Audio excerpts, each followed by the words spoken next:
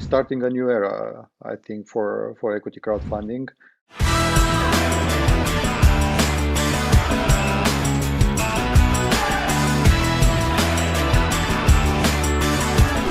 Actually, it's quite a new environment and a new concept in CE. This is a tool for raising money and a concept that is very popular in UK, which is not anymore Europe, and also in America and US, it's quite popular.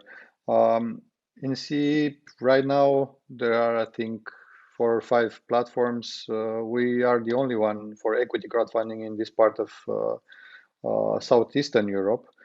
There are a few in Poland and Czech Republic, but not too many in CE. The new regulation that was just approved 2 days ago by the European Parliament is starting a new era, I think, for equity crowdfunding.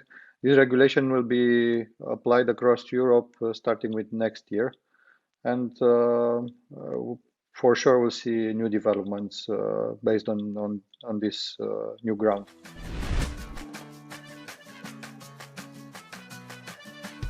We are referring to angel investment per se, the classical concept. I think the business angels are involved as, for sure, are involved as persons in the business, and they are trying to add value in terms of their expertise, their networking for the founders of the startup.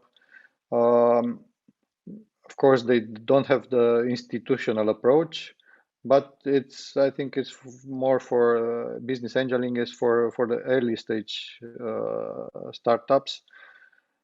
For the VC, we are already talking about a more corporate approach, more institutional approach, also in terms of reporting, in terms of new ways of it's a board of at least a board of advisor that is coming into place. So it's then a step forward. If we are coming back to equity crowdfunding, we are combining these concepts, and we in all the campaigns that or 90% of the campaigns that we have already done in SeedBlink, we have a clubbing both with business angels and VCs. So we are putting new money and crowd investing that is putting more money to the table of startups and making alliances with these classical, I would say, classical investors in the startup ecosystem.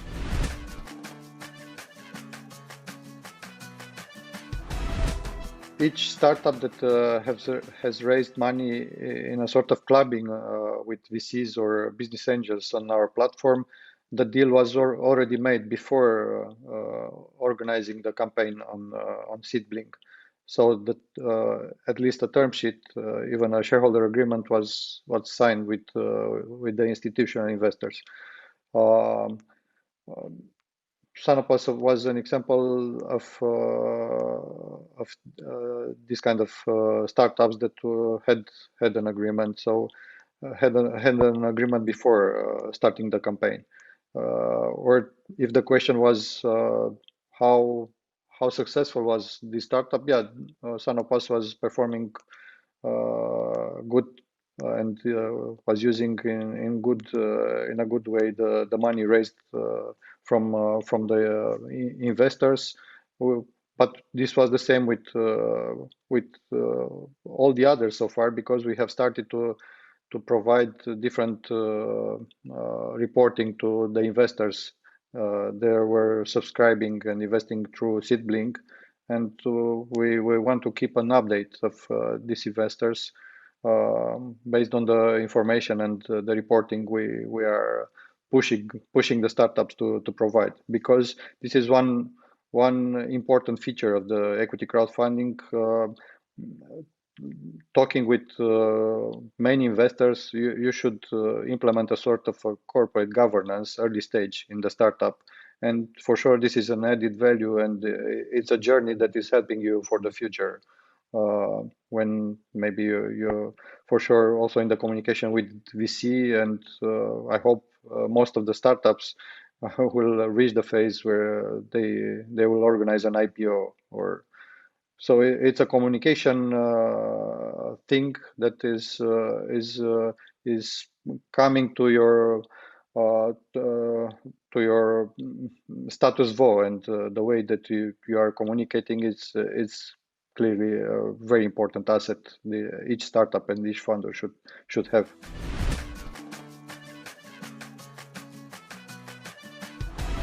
If someone, a founder, is expecting that once he or she has an idea, a good idea, or even a brilliant idea, and next week or next month the funding will be raised, it's a totally wrong impression. There is a lot of preparation, and I would recommend for each startup, each founder to talk as much as possible about his idea, his story, and try to build a network of institutions or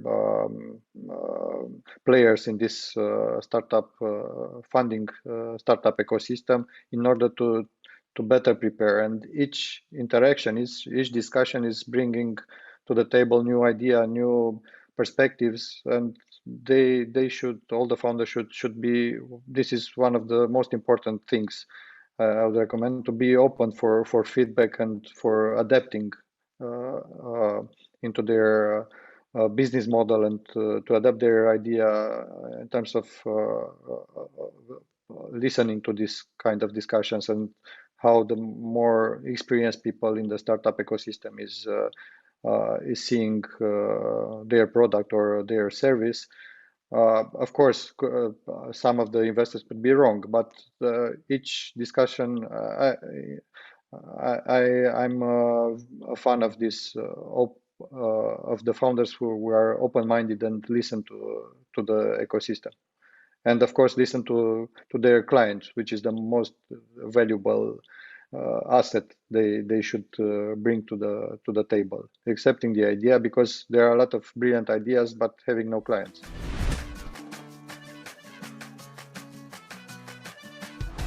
We have so many plans. Because ourselves we are a startup. We have 10 months of existence, official existence. As I said, there is this new perspective of the European regulation that is coming into place next year, which will allow us to have a sort of license, regional and a regional approach at some point in time.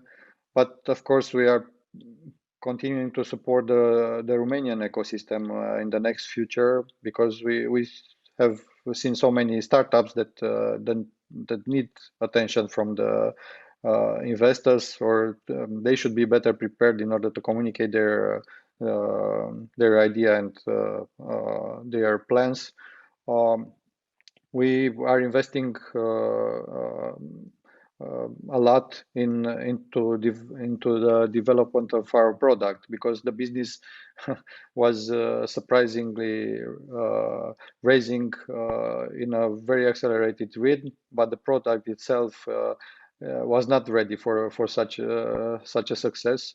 We have already more than 1,800 investors recorded in that have recorded their accounts in with SeedBlink, and we are developing a lot of tools for making them happier with our product, and to work in this on this way of transparency and a better communication, for being aware of what's happening with the startups they have invested, to have a clear picture of all their portfolio of investments and so far.